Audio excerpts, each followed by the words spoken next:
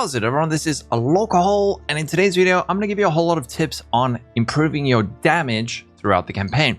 This is a second part of a two-part video series. The first one came out yesterday. That covers defenses throughout the campaign and how to survive the campaign. This video is going to help you understand when you're watching a streamer going through the campaign and they just have so much damage.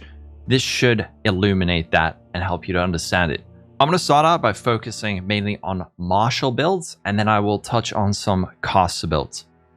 So with most builds, but especially attack-based martial builds, the most important thing is going to be your weapon. It makes a tremendous difference having a good weapon versus a not so good weapon. When you start out, let's say we're playing a spear character, you're going to start out with a hardwood spear, but then as quickly as level 4, you can start finding these iron head spears.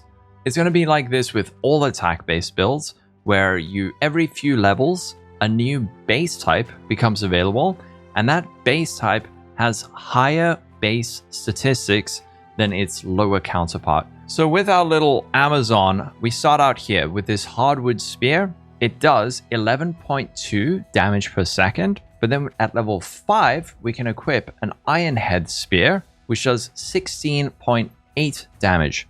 Pretty significant increase. After that, at level 10, we get a hunting spear, which deals about 21 damage a second. These might not seem like particularly significant jumps, but they're much more impactful than you might think. The other important thing to remember is that any % increased physical damage modifiers that you get on a weapon are going to increase this base amount. So if I were to get even tier 8 increased physical damage on this spear, suddenly the damage goes from 17 up to 25. Compare this to the damage of our hardwood spear, which is at about 11. If you are just able to get one physical damage modifier on an iron head spear, you're dealing more than double the damage of a white hardwood spear. And of course, that means as you get better bases, you're going to start being able to roll higher tier modifiers. So for example, this hunting spear with a single tier 7 physical damage is dealing 40 damage instead of the 25 that we saw on the iron head spear. This is why base types are so important. Not only do they have higher base damage, but all of these modifiers that increase that base damage are going to be multiplied further by that higher base amount. If you don't understand some of the terms I'm using, like increased physical damage or modifier, I have a crafting guide for absolute beginners, so I'll link that in the description for you to check out. So the first place that you're going to find a weapon upgrade is in the Red Veil. There are all these little weapon racks, refined arms, and clicking one of those will drop one of these martial level 5 weapons that you can then use to equip. So for martial builds in the Red Veil, really pay attention to this and keep a lookout for those refined arms. So the other thing that makes a big difference is trying to get a couple of modifiers on your spear. So if you have a transmute, it should be your top priority if you get a new base to use it on something like this. We can add that with an augment and we have a little bit of extra damage. It's not great, but it's definitely better than it was. When we do use currency on martial weapons, the kinds of modifiers we're looking for are % increased physical damage, and then flat damage, which is anything like adds X to Y, cold, fire, lightning damage. Other modifiers that are great are going to be things like increased attack speed and increased level of gems. But physical damage and flat damage are going to be most impactful. Lightning is actually the best elemental damage type, and I'll go into that a bit later into this video. And if you're able to find something like this early on, then you're just absolutely soaring through the campaign. This level 1 spear does require level 6, but it is a hardwood spear with good modifiers, actually deals higher damage than something like this. So pay attention especially to rare weapons that you might find that are on your build.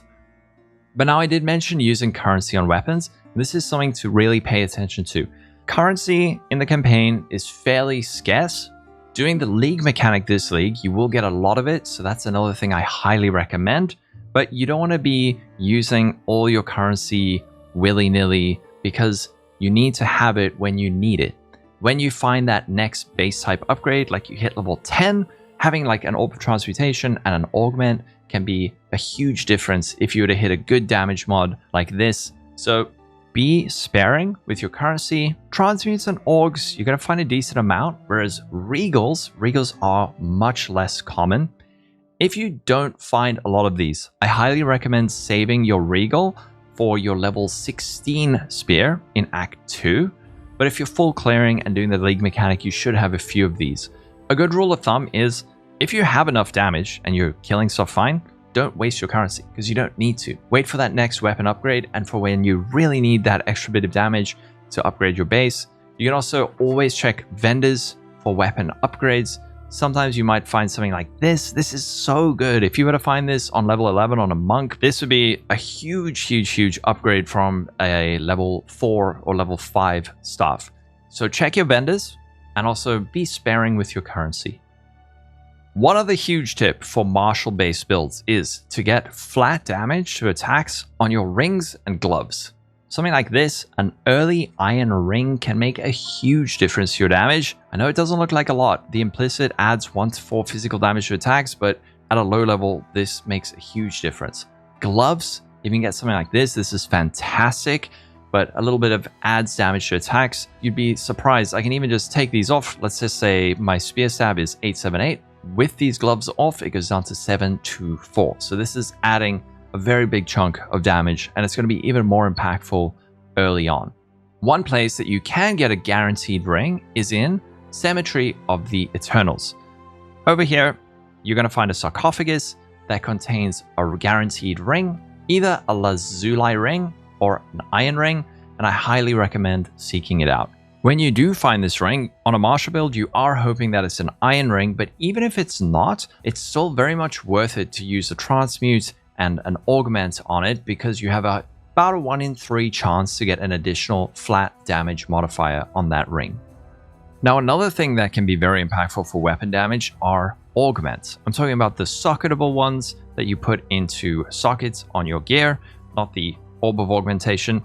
These can add a lot of damage, especially if you use a storm rune, which adds lightning damage. What you can do in Ogden Village, if you find Renly's tools over here, but there's also a blacksmith chest, and in that blacksmith chest, you'll find an uncut rune, which you can take to Renly. He'll give you a choice between 4 runes, and it's very important to take the lightning rune. I'll explain why in a sec. This will also drop an artificer's orb, which you can use to add a socket to one of your gear pieces. But why lightning damage? Why do I keep going on about lightning damage? So the thing that makes lightning damage so good is that it's able to apply shock to enemies. Shock is a debuff that increases the amount of damage that that enemy takes.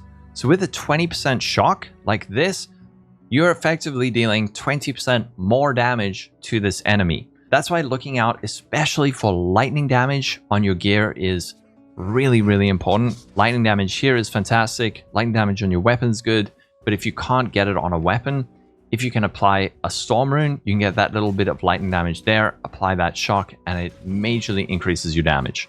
And because gloves and rings can add so much damage to martial-based builds, it's definitely worth checking vendors for these. So you can check damage to attacks. Having a look out, something like this is great. Not only is it giving you a bit of lightning damage, but this can help apply shock. Something like this would also be fine. But if you're not able to just loot these from killing monsters, checking vendors is always a great way to find some upgrades, not only for weapons, but for gloves. Now, I must admit, I'm not much of a caster player, but everyone always asks, what are some tips for leveling casters? I'm sure people in the comments will have some ideas too, but big things are going to be like level of all skill gems. That's going to be good. Also modifiers like increased spell damage or increased spell physical damage if you're doing physical damage spells, or increased fire damage, something like this. Those are going to make a difference. If you can get something that is like this, probably worth augment and maybe even a regal. Like this is great. Gain damage as extra is also great. If you want, wow, like this would be really good if you're playing some kind of cold based build. I believe that also the base type and the inherent skill that some caster based weapons have can make a big difference. But like I said, I'm not a huge caster player, so I'm much more familiar with how to scale your damage on these. but things like gem levels, spell damage, damages extra are all going to make a big difference. Casters don't get the same access to damage on gloves and rings in the same way that attack-based builds do, so it can be a little tougher to scale your damage. However, with the new breach mechanic this league, that might be a bit different. For minion builds, I think they want things like spirit and level of all minion skills makes a big difference. Something like this I know would be really good, so you probably want to buy up something like that if you're a minion player for some reason. You could do something like this, maybe get something like this is probably really, really nice and maybe even worth great. So this is probably fantastic early on for minion-based builds. Minion levels going to make a big difference, but again, I'm not like ultra knowledgeable when it comes to minions.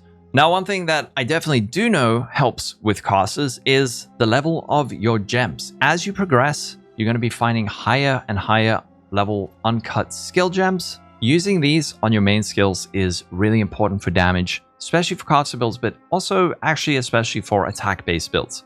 If we look over here, we can look at this spark. This is a level 3 spark, and the base damage is 1 to 17, fires 5 projectiles. If we look over here, this is a level 9 spark, requires a much higher level of course, but it deals 3 to 53 damage and also fires 6 projectiles instead of 5.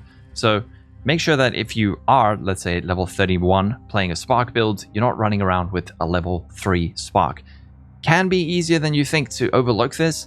Same thing with attack-based builds. Over here, you can see a level 2 explosive grenade has an attack damage of 237%, but a level 3 has 262%. Once you get further up, it's now at level 8, it's 391%. So upgrading your gem levels makes a very big difference to your damage. Similarly though, upgrading your support gems makes a big difference. If we look at something like elemental armament as an example, a level 1 elemental armament is 20% more elemental attack damage. Level 2 is 25% more. So if you do have an extra tier 2 gem lying around, but you're running around with an elemental armament 1, you're missing out on 5% more damage, which is actually a lot more than it sounds. So don't only upgrade your main gems, but also upgrade your support gems as you're able to. Also pay attention to when new tiers of gems unlock. So there's 5 tiers. Some of these are going to be much more impactful than others for different builds. If you're following a guide, it should point it out, but I highly recommend you pay attention to it. I mentioned this in the other video on defenses, but it's just as important for the offensive video is to do your permanent buffs. As you go through the campaign, if you see one of these skulls with a plus, that is some kind of permanent buff, which might be passive skill points, or it might be resistances. However, there are also some optional hidden bonuses that you can get. Things that might grant you an uncut skill gem, or like I mentioned in the red veil, there's those stands with the weapons. You can also get guaranteed Artificer's Orbs throughout the campaign. I have a whole guide on this, but it is included in this list over here. The ones that are really impactful are highlighted in orange, like being able to get a guaranteed Lesser Jeweler's Orb at the start of Act 3. Having that extra support is going to be big for your damage, but make sure you're doing these. Keep a look out for those, especially these more hidden ones can be very impactful. And now the last tip is to ascend. I know a lot of people hate the trial of Sekima. I actually quite like it. I think it's pretty fun, but doing your Ascendancy can make a very big difference to your damage. Some classes is going to be less impactful than others, but for most, it is going to be either a big damage boost or some kind of defensive boost or a utility boost in some way. This, for example, Predatory Instinct, reveal weakness against rare and unique enemies, 50% more damage against enemies with open weakness. So this is occasionally giving my character 50% more damage, which is a huge amount, and I can get this as low as level 22. So do your Ascendancy at the very latest, your first Ascendancy at level 28. You can get a Jin Barrier, either in the Traitor's Passage, or you can wait until you get to the Shar, which is over here, and there is an optional side area where you kill 2 vultures and they will drop a Jin Barrier. But I would say, before you go for Jamanra, try to do your Ascendancy and it'll make a nice big difference. But that's going to be it. If you have any other tips, let me know in the comments below. Don't forget to check out the video on defenses, because that'll also help a lot. Next league, make sure to do the league mechanic. Take your time. Don't rush. There's no rush. have fun, level up, upgrade your gems, read. Probably the biggest tip that I didn't mention, it's just to read stuff. And don't forget to like and subscribe if you enjoyed the video. Also give me a follow on Twitch. I will be streaming a lot once 0.5 drops, so I'd love to see you all there. That's going to be it. Have a wonderful day, everyone. Stay safe. Catch you in the next video, and bye-bye.